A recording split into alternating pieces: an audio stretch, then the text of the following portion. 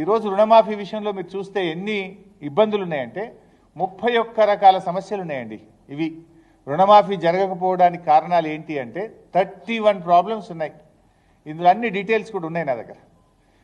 మేము కింద నేను ఒక శాసనసభ్యుడిగా రివ్యూ చేశాను. అసలు ఏం జరుగుతూ ఉంది అంటే అగ్రికల్చర్ డిపార్ట్మెంట్ వాళ్ళు ఇచ్చిన పేపర్ ఇది. సార్ 31 రకాల సమస్యల వల్ల రుణమాఫీ క్షేత్రస్థాయిలో జరగడం లేదు అన్నారు.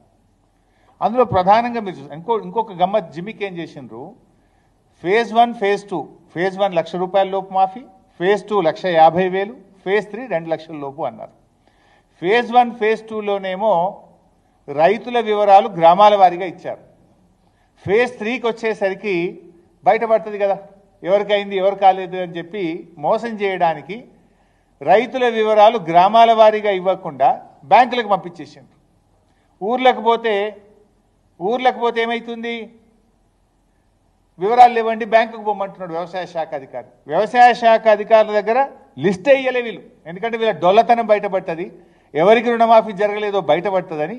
ఫేజ్ 1 ఫేజ్ 2లోనేమో రైతుల వివరాలు గ్రామాల వారీగా ఇచ్చి ఫేజ్ 3కి వచ్చేసరికి బ్యాంకులకు పంపిరు తప్ప ఏఈఓల దగ్గర వివరాలు లేవు. ఇలా రైతు రుణమాఫీ ఎగ్గొట్టడానికి ఈ ప్రభుత్వం 31 సాకులు చూపించింది. 31 సాకుల్లో ఒకటి రేషన్ కార్డుది మీకు సాక్ష్యాధారాలతో సహా చూపించాను.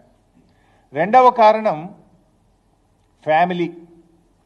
ఇలా ఇది చాలా ఆశ్చర్యకరం, నిజంగా మీరు కూడా వింటే నవ్వుతారు. మా నియోజకవర్గంలో నల్ల మనెమ్మ, వారి భర్త గారు 2010లో చనిపోయారు. నల్ల మనెమ్మ గారు నారాయణరావుపేట గ్రామం. ఈ అమ్మగారికి 1,30,000 అప్పు ఉంది బ్యాంకులో, యూబీఐ బ్యాంకులో 1,30,000 అప్పు ఉంది. అయితే రుణమాఫీ కాలేదు. మీకు వ్యవసాయ శాఖ అధికారుల దగ్గరికి పోయింది, నాకు రుణమాఫీ కాలేదు అంటే, మీ భర్త చనిపోయింది కదా, మీ భర్త ఆధార్ కార్డు తీసుకురాపో అన్నారట.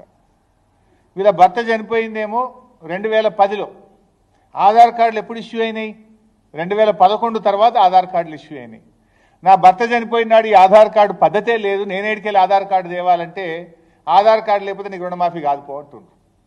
ఇప్పుడు ఆమె ఏం కావాలి, యాడికెళ్ళి తేవాలి ఆధార్ కార్డు?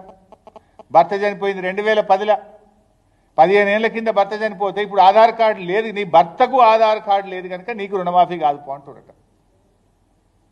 ఇగో ఇది ప్రభుత్వ తీరు. ఇంకో విషయం,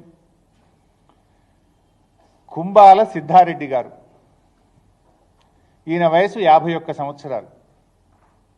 కారణం ఏదైనా పాపమైన పెళ్లి చేసుకోలే, ఒంటరిగానే జీవిస్తున్నాడు కుంబాల సిద్ధారెడ్డి గారు. ఈయనకు 1,99,000 రూపాయలు అప్పు ఉంది.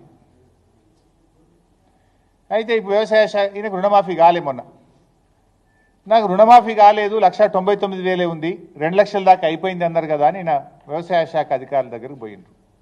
అరే నీ భార్య పేరు కావాలన్నా, నీ భార్య ఆధార్ కార్డు తెపో అంటుడట. అరే నేను పెళ్ళే చేసుకోలే, యాడికెళ్ళి తేవాలని ఈయన అన్నాడట. భార్య లేకపోతే నీకు రుణమాఫీ కాదుపోంటుడట.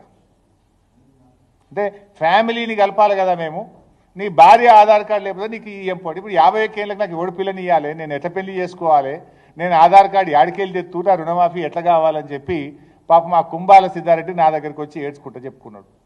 ఇప్పుడు ఆయనకి పెళ్లి చేస్తుమా, ఏం చేస్తు మరిగా?